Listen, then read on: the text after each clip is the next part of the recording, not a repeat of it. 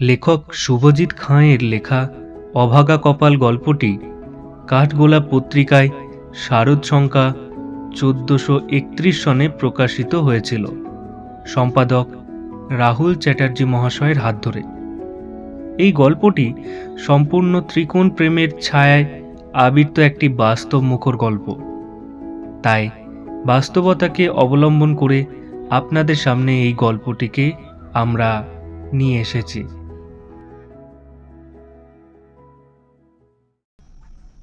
সেদিন ছিল সোমবার। বর্ষার চাষ সম্পূর্ণ করিয়া মোষের শিঙে তেল মাখাইয়া মোষের বানে বিচুলি দিতেছি। এমন সময় এক ডাক পিয়ন আসিয়া আমার সম্মুখে একখানা চিঠি বাহির করিয়া বলিলেন, তোমার নামে একখানা চিঠি আইছে গো, চিঠি। আমি চিঠিখানা বাঁ হাতে লইয়া ডান হাতে কলম ধরিয়া পিয়নের চোতাখানায় সই করিয়া খাম থেকে চিঠিখানা বাহির করিলাম। পিয়ন ভাইয়া তার পুরানো আদিমকাল হইতে সংরক্ষিত সাইকেলখানার বেল বাজাইতে বাজাইতে দূরের বেনাঝোপে ঢাকা রাস্তার বাঁকে অদৃশ্য হইয়া গেল। চিঠিখানা খুলতে দেখিলাম চেনা হাতের অস্পষ্ট লেখা। লেখাখানা যেন অচেনার ভিড়ে উকি ঝুঁকি মারিতেছে। আমি বেশ বুঝিতে পারিলাম যে চিঠিখানা যে লিখিয়াছে সে খুব কষ্টে কলমখানা ধরিয়া মা সরস্বতীর মান রাখিয়াছে। পত্রের প্রথমে লেখা রয়েছে চেনা ডাকনাম, যে নাম আমার অতীতে ভুলে যাওয়া স্মৃতি মিশ্রিত ঘটনাকে বর্তমানে টানিয়া লইয়া আসিয়াছে। চেনার নামটি হল রামা। যে নামটি কলেজে কেবল মর্জিনা আমাকে সোহাগ করিয়া ডাকিত। যখন ডাকিত বুকের রক্ত শিরা ছিঁড়িয়া মর্মে প্রবেশ করিত। তার কণ্ঠস্বর শোনার আশায় আমি চুপ করিয়া থাকিতাম। সে আবারও বলিত, রামা। 4 বছর পর এই নামখানি স্মরণ করার কোনো কারণ খুঁজিয়া পাইলাম না। আমি মনে হলো চিঠিখানা এই মুহূর্তে ছিঁড়িয়া ফেলিয়া দিই, কিন্তু পরক্ষণেই আমার ভিতরে লুকিয়ে থাকা কোনো এক ব্যক্তি আমার হাতখানা চাপিয়া ধরিল। আমি চিঠিখানা যেন দৈবক্রমে পড়িতে শুরু করিলাম। চিঠিখানা স্বাভাবিক চিঠির মতো নয়। চিঠিখানাতে শুধু লেখা রয়েছে, রামা, আমি তোর অভাগী বান্ধবী মর্জিনা। আমি তোকে চিঠিতে সব কথা লিখতে পারলাম না, কারণ লেখার মতো মনোবল আমার আজ হারিয়েছে। তোর বান্ধবীর দেহ আজ অসাড় হয়ে পড়েছে। ঠিবার মতো ক্ষমতা আজ আর নেই। আজও বেঁচে আছি, মরিতে পারি নাই। তুই পারিস তো একবার আয়, আমার মেয়েটাকে বাঁচা। এর থেকে বেশি কিছু লিখতে পারিলাম না। কেন তো নিশ্চয়ই তুই আমার লেখা দেখেই অনুমান করতে পারছিস। আমি তোর অপেক্ষায় থাকব। এতে তোর প্রিয় শত্রু মর্জিনা। এই অস্পষ্ট হাতের লেখা সহজেই রপ্ত করিয়া আমি ভাবিতে লাগলাম, মর্জিনা আজও যেন শুধু আমার, শুধুই আমার। পরক্ষণেই আমার যেন মনে হলো বিধাতা যে নারীকে অপর পুরুষের জন্য তৈরি করেছে সে কি করে তোমার হবে? সে কি কখনো তোমার হতে পারে? আমার চোখের কোণে হইতে সেদিন হয়তো এক ফোঁটা জল আমার দাড়ির ডগায় আসিয়া মিলিয়া গিয়েছিল। চিন্তা হতে লাগলো, মর্জিনার কি কোনো বিপদ হয়েছে? ইমরান ভালো আছে তো? মেয়েটার কিছু হলো না তো? আমি বাস ধরে লাভপুর যাওয়ার সিদ্ধান্ত নিলাম।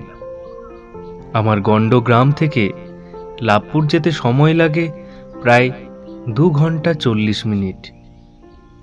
বাসে উঠে দেখলাম যে 6টি সিট কেবল কলেজের ছাত্রছাত্রীদের জন্য বরাদ্দ, তার মধ্যে কেবল 1টি সিট আমার জন্য বেঁচে আছে। সেই সিটের উপর বসে কেবল একটি কথা ভাবতে শুরু করলাম, যদি আমার জীবনে সাহিত্য চর্চা কোনো দৈবক্রমে 5 বছর পিছিয়ে যেত, তাহলে হয়তো দেখতাম আমার বাম সিটে বসে আছে রমা। এই নাম ধরে ডাকলেই মর্জিনা আমার বাসের ভাড়া বাঁচিয়ে দিত। আমার দৈনিক বরাদ্দ ঝালমুড়ির ভাগ প্রতিদিনের থেকে বেশি বাড়িয়ে দিত। কখনো কখনো সোহাগ করত, আবার কখনো কখনো মারও খেতে হতো। সত্যি সেই দিন আজ কোথায়?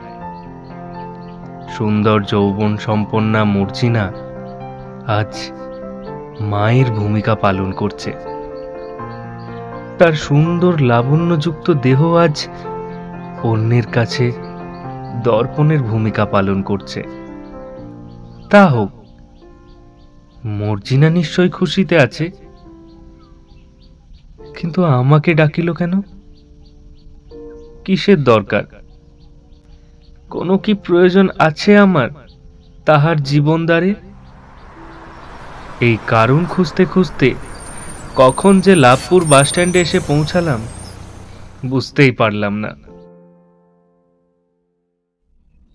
কি রে রিমা, শুনছিস তো গল্পটা?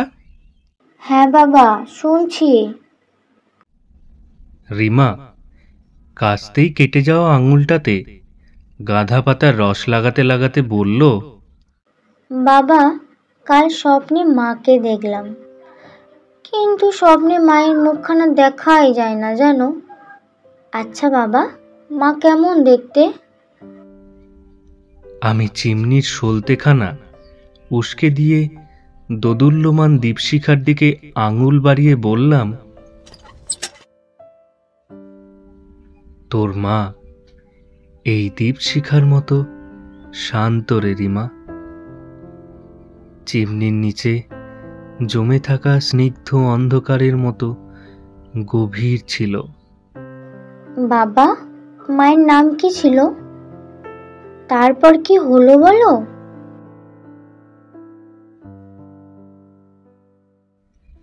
7 বছরের কন্যা রিমাকে কোলে বসিয়ে রিমার ঘাড় বেয়ে নেমে আসা আলুথালু কেশভারে ভাঙা চিরুনির দাঁত বসিয়ে বলতে শুরু করলাম, লাভপুরের মেঠো পথ, পথের ধারে সোনালি রঙের ঝিলিক, মাঝে মাঝে গুটি কতক ডোবা, ডোবার জলে ভেসে থাকা গন্ধহীন শালুক ফুল আমার মনের গভীরের চিন্তার অবসান ঘটালো। কিন্তু পরক্ষণেই ভাবলাম, মর্জিনা নিশ্চয়ই আজ এই শালুক ফুলের মতো নীরবে আমার প্রতীক্ষায় বসে আছে, নতুবা শকুন্তলার মতো। হঠাৎ মন পুলকিত হয়ে উঠল। নিরালা মনের কোণে অচিরেই হঠাৎ একটা কবিতা জন্ম নিল।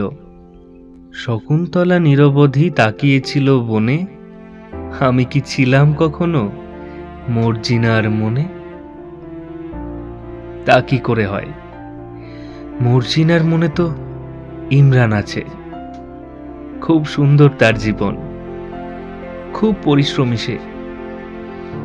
মনের মধুনিতে ঘুম ধরেছিল আগে, তাই এত কিছু চিন্তা না করে পা চালাতে শুরু করলাম।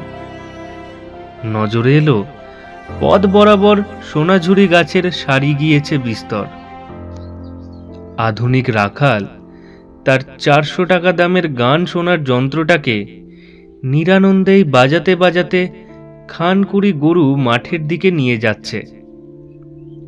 একটা দরিদ্র মেছল লম্বা 7-8 ফুটের বড় ছিপের ডগায় একটি ঘুরঘুটে পোকাকে বড়শিবৃদ্ধ করে ডোবার পানা পুকুরের কলমি লতার ভেতর বড়শিখানা মৃদু মন্দ ছন্দে নাচাতে নাচাতে নিজেও নাচতে শুরু করেছে। একটি 8-10 বছরের শীর্ণ দেহবিশিষ্ট বালিকা পুকুরের পাড়ে গোবরের ঘুঁটে পাকাতে ব্যস্ত। সত্যিই কি এদের কোনো দুঃখ নেই? যত দুঃখ কষ্ট কি আমার। মেচলকে ইমরানের বাড়ির কথা জিজ্ঞেস করলাম। সে অনায়াসেই বলল, ও ইমরান চাচা, মানে কল মিস্ত্রির ঘর। ওই যে দূরে বুড়ো তেঁতুল গাছটা দেখছেন, ওর গা দিয়ে যে রাস্তাটা গিয়েছে না, ওর ডান দিকে 3টে ঘর রয়েছে, তার পিছনে যে কুড়ে ঘরটা রয়েছে ওইটি চাচার বাড়ি। এই কথাটা শুনেই আমার হৃদকম্পন বেড়ে গেল।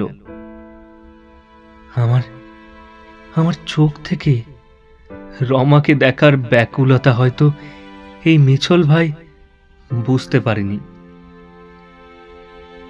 তবে তার মুখখানা বিবর্ণ হয়ে গেল।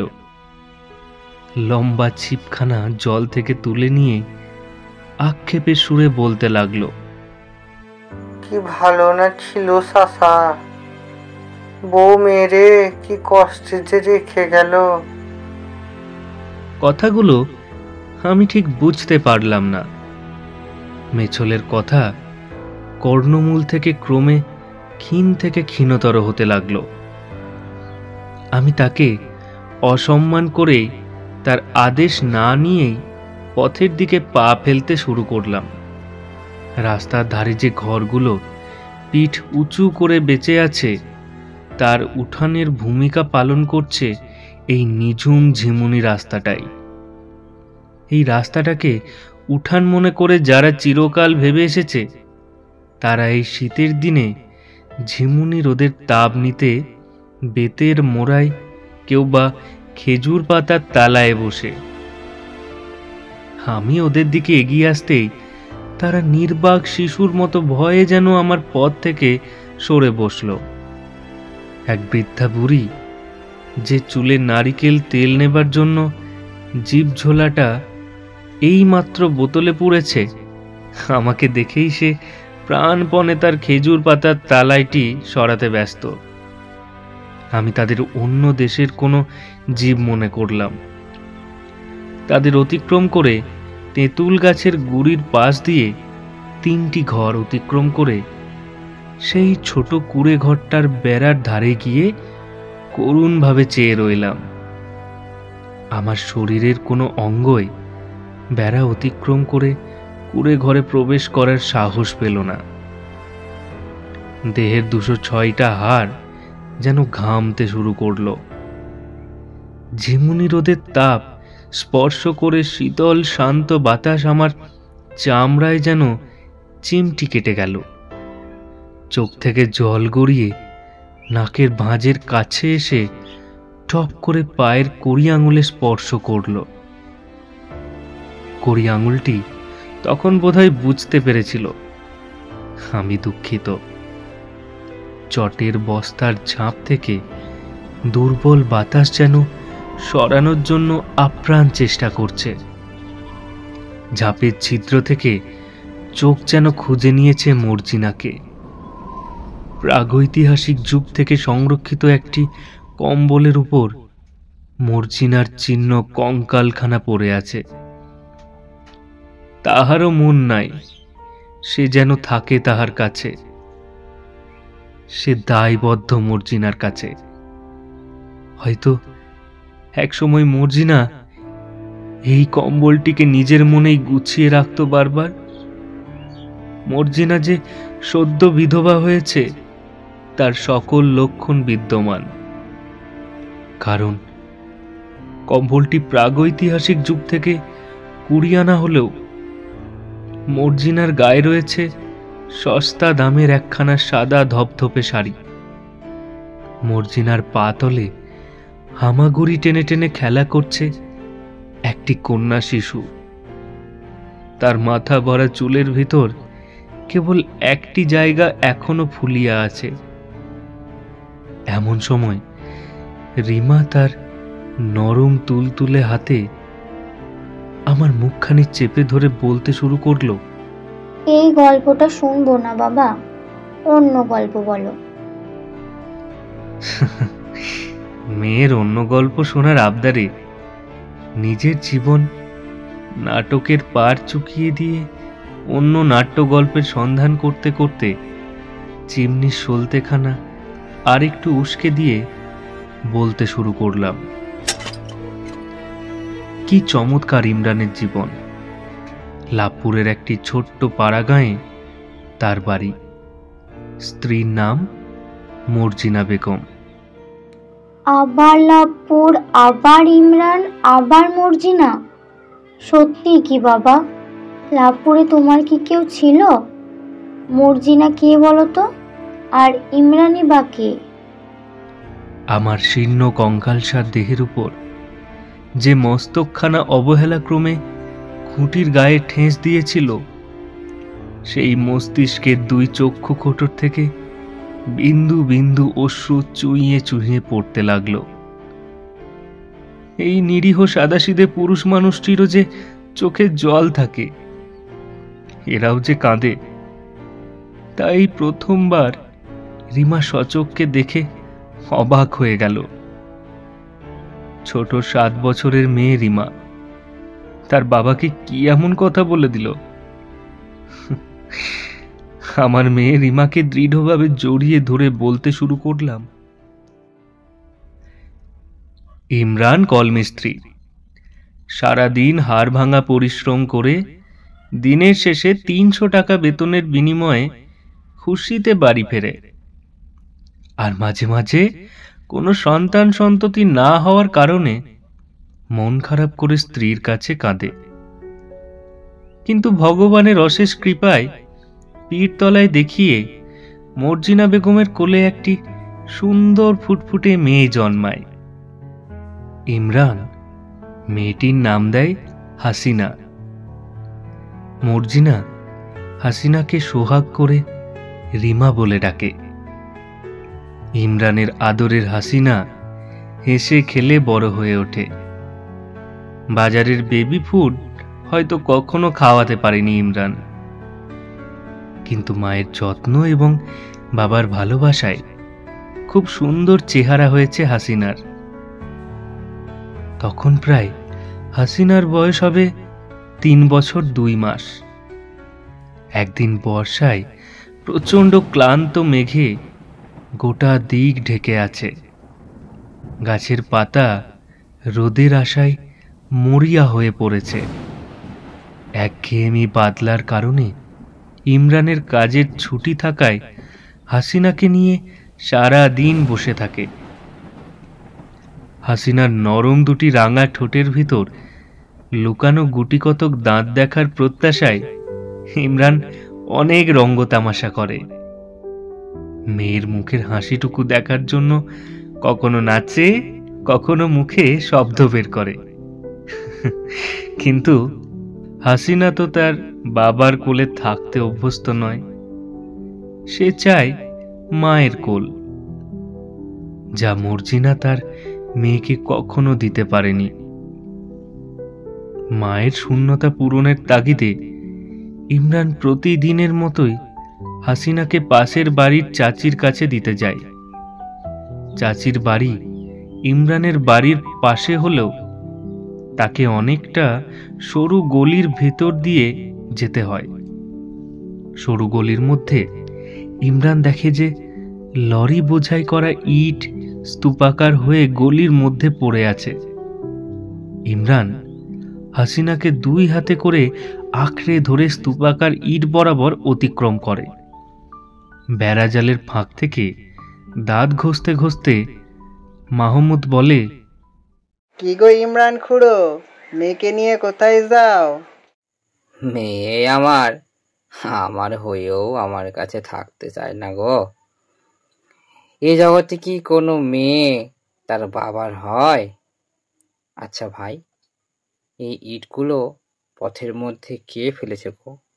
হবিবর সাহেব ঘর ফেদেছে, তাই এগুলো পথে ঢেলেছে, বিকাল হতেই সরিয়ে নেবে বলেছে। কথাগুলো শুনে ইমরান চাচির কাছে হাসিনাকে দিতে যায়। চাচির মেয়ে পারুলকে বলে, তুই যেন হাসিনাকে সাবধানে এই হবিবর সাহেবের গলির দিকে নিয়ে যাস। এই বলে ইমরান ঘরে ফিরে আসে। মাটির হাঁড়িতে ভাত চাপায় এবং তার স্ত্রী মর্জিনাকে ওষুধ খাইয়ে দেয়। উনুনের জাল ধোঁয়াতে পরিণত হওয়ায় দৌড়ে এসে উনুনে ফু দিতে থাকে। হঠাৎ চাচি হাসিনাকে বুকে জড়িয়ে ধরে ছুটে আসে। ইমরানের হাসিনার কান্নায় বাঁধ ভেঙেছে। ইমরান তাড়াতাড়ি হাসিনাকে কোলে নিয়ে জিজ্ঞাসা করে, হাসিনা হাসিনা কাঁদছে কেন চাচি? পারুল কোলে করে হাসিনাকে নিয়ে আসছিল বাপ। এমন সময় হবিবর সাহেবের গলিতে থাকা ইটে হোঁচট খেয়ে পড়ে যায়। হাসিনার মাথায় আঘাত লেগেছে ইমরান বাপ। তাড়াতাড়ি হাতুড়ে ডাক্তার সোহেলের কাছে নিয়ে যা বাপ। ইমরান হাসিনাকে কাঁদতে দেখে হতাশ হয়ে পড়ে। হাসিনার মাথায় হাত দিয়ে দেখে চুলে ঢাকা নরম তুলতুলে মাথাটা ফুলে ঢাক হয়ে গিয়েছে। ইমরান হাসিনাকে মর্জিনার কাছে নিয়ে যায়। মর্জিনাও কাঁদতে শুরু করে।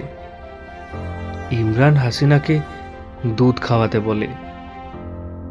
চাচিকে বলে, আমার মেয়ের কিছু হবে না গো, আমার মেয়ে তো পাথরের থেকেও শক্ত। কিছুক্ষণের মধ্যে হাসিনা চুপ হয়। ইমরান সারা রাত হাসিনাকে কোলে নিয়ে বসে থাকে। রাত গড়িয়া ভোর হয়। বারান্দায় রুই লাগা খুঁটির গায়ে ঠেস দিয়ে হাসিনাকে নিয়ে কখন যে ঘুমিয়ে পড়েছিল তার টেরও পায় না ইমরান। সকালে ছেলেদের কলরবে ঘুম ভাঙে ইমরানের। হাসিনার মাথায় হাত দিয়ে দেখে এখনো সেই একইভাবে ফুলে আছে মাথাটা। গ্রামের হাতুড়ে ডাক্তার সোহেলের কাছে নিয়ে যায় হাসিনাকে। সোহেলবাবু হাসিনার মাথাটা দেখে কিছু না বলে বিরক্তিভাবে চেয়ারে বসে পড়ে। ইমরান সমস্যার কথা জিজ্ঞেস করতেই ডাক্তার ইমরানকে দু চারটে কথা শুনিয়ে দেয়। দুটো সাদা পিল হাতে দিয়ে ইমরানকে বলে, জলে গুলে খাইয়ে দিবি, কাল যেন শীঘ্রই হাসপাতালে নিয়ে যাবি, বেশি দেরি করিস না। একটু নরম হয়ে ডাক্তার তার ব্যাগ থেকে 200 টাকা ইমরানের হাতে তুলে দেয় আর বলে, গরিব বাবার সমস্যা আমি বুঝি রে ইমরান, কিন্তু রোগের কাছে গরিব হলো অসহায়। রোগ তো আর গরিব বড়লোক মানে না। ইমরান 200 টাকাটা জামার বুক পকেটে গুজে সোহেল ডাক্তারকে বলে, আমি আপনার এই ঋণ কখনো শোধ করতে পারবো না বাবু, তবে তবে আমি যথাসাধ্য চেষ্টা করব আপনাকে এই 200টা টাকা ফেরত দেওয়ার। আগে ডাক্তারটা দেখিয়ে আয়, তারপর না হয় শোধ দেওয়ার কথা ভাবিস। ইমরান কথা না বাড়িয়ে হাসিনাকে কোলে তুলে নিয়ে বাড়ি ফিরে আসে। সে এখন কি করবে? হাসপাতালের জগতে তো পয়সা রাজা। গরিব লোকে কি সেখানে পাত্তা পাবে? 2-4টে ওষুধ দিয়ে ছেড়ে দেবে। রোগীর নাড়ি দেখা তো দূর, রোগীর মুখও তারা দেখে না। সে যাই হোক, ডাক্তারবাবু 200 টাকা নিয়ে কাল সে হাসপাতালে যাবে। উনানে দুটো ভাত চাপিয়ে মর্জিনার কাছে বসে আছে ইমরান। দুজনের কোনো কথা নেই। কেবল তাকিয়ে আছে হাসিনার দিকে। হাসিনা তার মায়ের লাঠিখানা নিয়ে খেলা করতে ব্যস্ত। এমন সময় হঠাৎ গফুর ইমরানের ঘরের কাছে এসে দাঁড়ালো। হাসিনার খবর নিয়ে বলল, চল ইমরান, আজ কাজে যেতে হবে, মালিক বলে পাঠিয়েছে। গফুরের মুখের কথাটা শুনে ইমরানের মাথা গরম হয়ে ওঠে। সে কোনো উত্তর না দিয়ে চুপ করে বারান্দায় বসে থাকে। উনুন থেকে ভাত নামায়, হাসিনাকে ফ্যান ভাতে খাইয়ে দেয়। দুটি ভাত আর দুফালি সিদ্ধ আলু টিফিনে ভরে বেরিয়ে যায়। গফুর কথা বলতে আর সাহস পায় না। ইমরানের কাজে যাওয়ার কোনো ইচ্ছেই নেই, কিন্তু কাজে তো তাকে যেতেই হবে। ইমরান অগ্রিম প্রচুর টাকা দেনা করে বসে আছে, তাই তাকে বাধ্য হয়ে যেতেই হবে কাজে। হাসিনাকে চাচি না নেওয়ার কথা আগে থেকেই জানিয়ে দিয়েছে, তাই হাসিনাকে অসুস্থ স্ত্রী মর্জিনার কাছে রেখে দিয়েই যেতে হয়। মর্জিনা রুগ্ন জীর্ণ চেহারায় কাল ছিটে পড়া হাতখানি দিয়ে হাসিনাকে বুকে জড়িয়ে ধরে নিঃশব্দে অশ্রু বর্ষণ করতে থাকে। নোংরা বিছানাখানির ধারে নির্ভয়ে পরিভ্রমণ করতে ব্যস্ত হাসিনা। বিছানার পাশে থাকা এঁটো বাসনগুলোতে মাছিদের গুঞ্জনের শব্দ শোনা যায়। ইমরান ঘরের পিছনের রাস্তায় যেতে না যেতেই হাসিনার কান্না শুনতে পায়। কিন্তু কি বার করার আছে? ইমরান অদৃশ্য অশ্রু নিয়ে ব্যস্ততাপূর্বক গাঁয়ের পথের বাঁকে বিলীন হয়ে যায়। লাভপুর থেকে ইমরান আর গফুর মালিকের গাড়িতে চেপে বোলপুরে পৌঁছয়। কাজ করতে করতে ইমরানের শুধু তার মেয়ের কথাই মনে পড়ে। মনে পড়ে অসুস্থ স্ত্রীর কথা, মনে পড়ে মেয়ের অসহায় দুটি চোখের পাতা, মনে পড়ে সেই ছোট্ট ঘরখানি, যে ঘরটি অভাবের মধ্যে আজও মাথা উঁচু করে দাঁড়িয়ে আছে, একটি মাত্র রুই লাগা খুঁটিকে নির্ভর করে। কাজ করতে মন লাগছে না ইমরানের। ক্ষণে ক্ষণে তার মনে হচ্ছে, আর কখনো ফিরবো না, কখনো দেখতে পাবো না সেই মেঠো পথ বরাবর হেঁটে যাওয়া সুন্দর ধান ক্ষেত। দেখিতে পাবো না জীর্ণ বস্ত্রে ঢাকা কালশিট পরা আমার স্ত্রীর মুখ। আমি দেখিতে পাবো না আমার মেয়ের হাসিনার দন্ত বের করা অসহায় উন্মুক্ত মিষ্টি মুখের হাসি।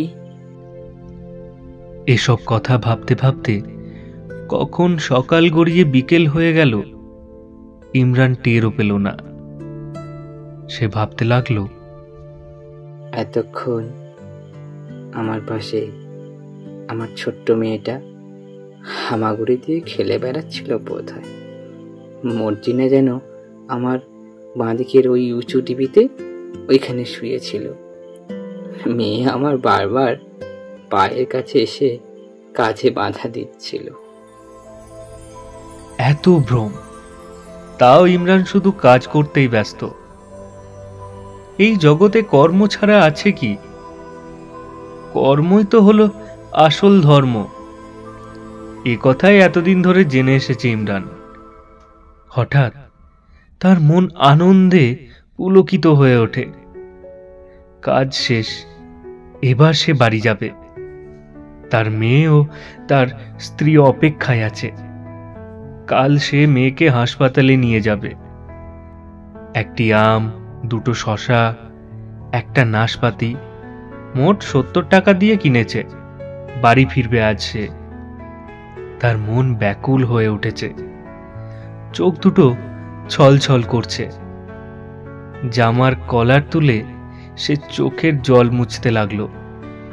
মালিকের গাড়িতে চেপে সে লাভপুরে পৌঁছালো। ইমরানের উদাসীনপুরে বাড়ি, লাভপুর থেকে 3 ক্রোশ দূরে। তাড়াতাড়ি বাড়ি ফিরবে বলে আজ সে বড় রাস্তা পার করবেই। মাঠের আল ধরে এসে এক ক্রোশ বাঁচবে। রাস্তায় কত গাড়ি দুর্বার গতিতে যাওয়া আসা করছে। বড় বড় লরি, যাত্রীবাহী গাড়ি তো অগুন্তি। ছোটখাটো 2 চাকা, 3 চাকা, 4 চাকা। রাস্তা তো তাকে পার করতেই হবে। ডান হাতে কাজের থলি, তাতে ভরা 70 টাকার ফল, মাথায় বাঁধা গামছা, পরনে একটি লুঙ্গি, গায়ে কালি লাগা জামা। রাস্তা পার হতেই হবে তাকে আজ। হঠাৎ একটা লাল লাইট, ভয়ানক শব্দে 10 চাকা সিমেন্ট বোঝাই করা গাড়ি ইমরানকে সোহাগ করে কোলে তুলে নিল। গাড়ির চাকা ইমরানের বুক আর মাথাকে পিষে দিয়ে চলে গেল। ইমরানের বেরিয়ে আসা অসহায় চোখে হাসিনাকে দেখার জন্য এক ফোঁটা জল হয়তো চিরকালের জন্য অদৃশ্য হয়ে থেকে গেল। হঠাৎ চিমনির আগুনখানা দফা করে নিভে যাওয়ায় রিমা চিৎকার করে উঠল, বাবা, ভয় করছে, ভূত, ভূত বাবা। শুনছিলেন আজকের বিশেষ নিবেদন শুভজিৎ খাঁ এর লেখা অভাগা কপাল। আজ গল্প পাঠে রামার চরিত্রে ছিল ভাস্কর, পিয়নের চরিত্রে অষ্টম, রিমার চরিত্রে পম্পা, মেছলের চরিত্রে সৌভিক, মাহমুদের চরিত্রে সমীরণ, ইমরানের চরিত্রে স্বরাজ, চাচির চরিত্রে স্নেহা, সোহেল ডাক্তারের চরিত্রে সৌরভ, গফুরের চরিত্রে কৃষ্ণ এবং মর্জিনার চরিত্রে আমি রিয়া। এডিটিং, পোস্টার ডিজাইন, ধ্বনি পরিকল্পনা এবং গল্পের সমগ্র পরিচালনায় ভাস্কর। আমাদের আজকের এই গল্পটি ভালো লাগলে লাইক, কমেন্ট এবং শেয়ার করতে অবশ্যই ভুলবেন না। আর নতুন নতুন গল্পের আপডেট পাওয়ার জন্য এক্ষুনি সাবস্ক্রাইব করুন আমাদের ভয়েস টু টেলস ইউটিউব চ্যানেলটিকে। সবাই ভালো থাকবেন, সুস্থ থাকবেন।